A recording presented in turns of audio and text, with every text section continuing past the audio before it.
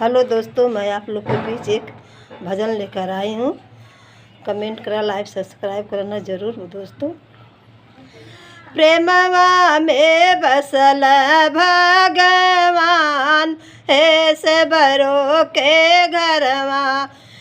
प्रेमवा में बसल भगवान है से बरो के घरवा। लंबी लंबी केसिया सबरो डगर बारेलिन। लंबी लंबी केसिया सबरो डगर बारेलिन।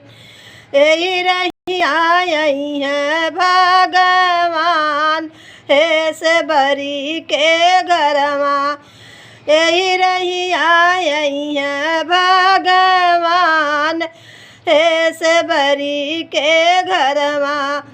प्रेमवा में बसल भगवान हे से बरी के घरवा। कुश की चटैया सबरो झारी के बिछावेलिन। कुश की चटैया सबरो झारी के बिछावेलिन। आसन लगाव भगवान हे से बरो के घरवा। आसन लगाव भगवान हे से बरो के घरवा। प्रेमवा में बसल भगवान हे से बरो के घरवा।